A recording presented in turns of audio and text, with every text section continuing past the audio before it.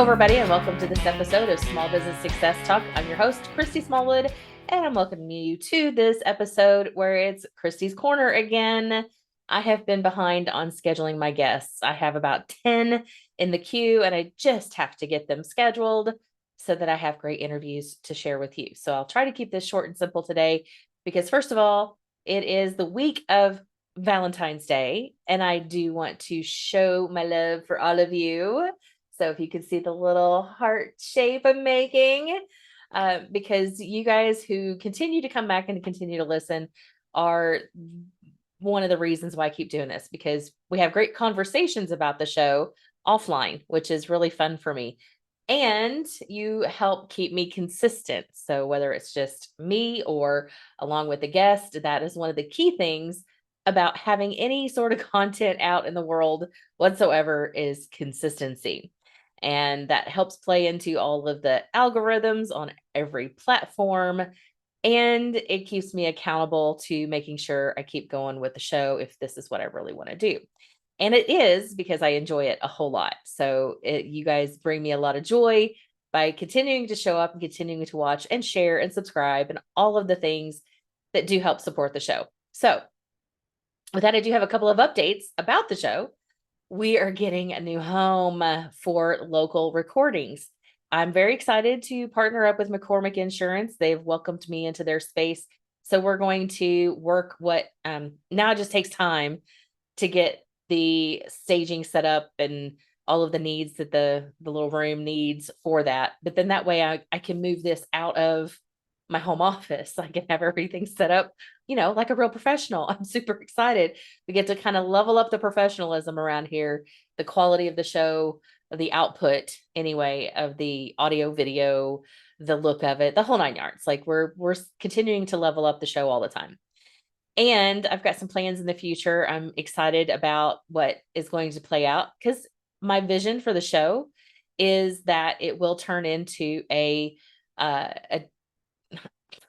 to show my age, a TV show, but more like wherever I can host a well-rounded business show where I can spotlight business owners at their business, have the B-roll, have their story, really get into a great showcase of that business, as well as these other segments, talking to the experts about your marketing or your finances or whatever, bringing in the business expert for a segment. And then also just having a last, tidbit from me for a Christy's Corner. Just all kinds of like a well-rounded business show is where we're going with all of this. It might take some time to get there, but I'm really excited about it because it helps us hone in on the things that really matter. And we'll be a little less scattered all over the place, I think. But at the same time, it's contained scatter. I want my randomness to work for us here because this is my playground and I really enjoy this. I would love to be in that whole music business playground too. So I don't know why this is popping out, but I would love to be in that entertainment business side of things as well. So not just small business, but I really want to talk about all different industries of business, bringing us together because we can learn from each other, industry over industry, and apply something that works for you in an innovative way in a different industry. This is where magic really happens. And I'm going to be putting together some of those cases from history and things like that. I have some fun things planned. I have them planned. It's the execution of time, which is always a challenge for each and every one of us business owners who have created and run and own and operate our own businesses. So with all of that to be said, thanks for being my Valentine this week for all of you out there who have shown the love and over time and time again by showing up. So thank you for that. So I just wanted to also some things that have been coming up with me and my circle, my network of people, as well as my clients lately, and even some friends who have business. So back to my networking circle, the concept of it's the verbiage behind it is really want to clarify. There's a difference between strategy and tactics. Most people think that having a a list of things to do becomes the strategy. And that is no. Strategy is much bigger. The word strategy is actually pretty vague for what it actually does. Strategy encompasses more than just your tactics. Strategy is the very first point of that is think different to do different. So you have to think it through before you do. And having that thought process behind it gives you the space to define who you are and who you're serving ad nauseum. Like you really want to know these things because the messaging that you have to create to put into a tactic is crucial. And I say that because every time I get distracted with a new tactic, a new shiny object, a new, if you just tweaked this in your YouTube channel, then magic's going to happen. Well, okay, I hear you. Absolutely. For me to be able to do that one little activity, a tactic, creates a whole laundry list of other things that have to be done before that tactic can happen. This laundry list of things requires me to have my shit together in the foundation.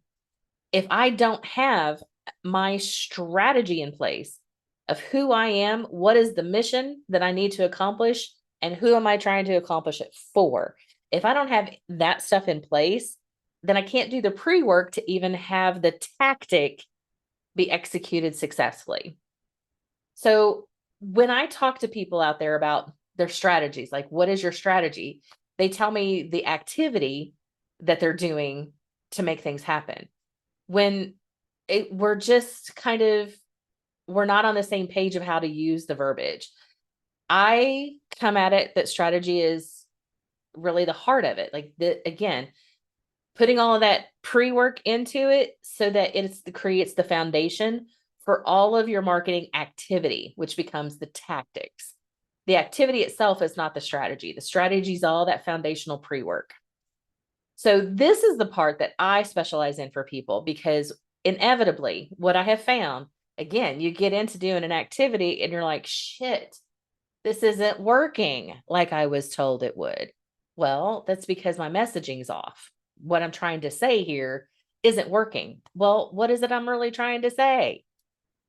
And usually I end up being too salesy. I fall into the same trap everybody else does. When it's my own stuff, I'm not doing it correctly. I always get an extra pair of eyeballs on it because I'm too close to it. And I know I'm not marketing to me. So I am not my target. And this is usually one of the first conversation I have with new clients. You have to remember your marketing is not about you. It's about them. What do they want? What do you think they need to know? And what do they want to know? And you have to kind of marry all of that stuff together. All of that comes from the foundational work in your strategy. Because it doesn't matter if you send an email, which is a tactic, if you don't have the right strategy behind it.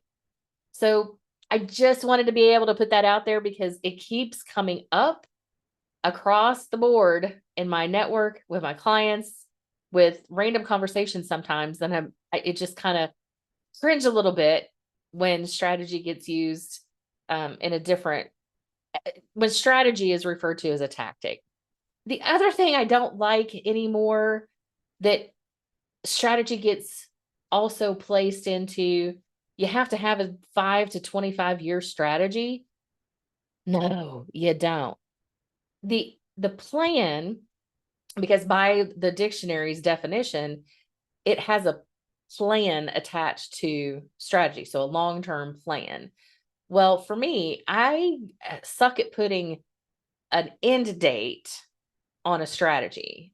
Now, that to be said, when you have your strategy foundation, your mission, vision, purpose, all of the heartfelt, defined messaging of it, you do know what you're trying to accomplish in the world. We as business owners tend to get lost in the, I need to make more revenue. Of course, we all need to make more revenue. Welcome to playing the game of business. However, the mission itself is more than that. So we're trying to solve the problem for our target audience, whatever that looks like for you. That solving the problem is it going to be a lifelong mission for you, or is there a deadline to it? When I work with strategy with municipalities, so little cities, little towns, they may want to have a 25-year plan. They may want to have a cap on it because of the turnover of their leadership. When you're working in business, do not do that. In business, change happens so exponentially faster than it used to. When I was in my youth, which was 30 years ago at least, and just entered into my career stage of life.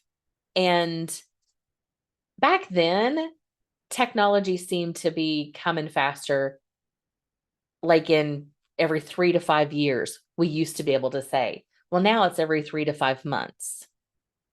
Things change. The change is happening more and more rapidly. What does that do for your business? So here's where the difference between the traditional way of looking at building a strategic plan. So your strategy, your plan, you really need to back that into smaller chunks. So I would recommend 90 days up to a year at a time for your immediate focus. If you have something that is, is going to take, okay, I'm building a new building, for example. So the process of we got to get into a bigger space, we've got to do all that.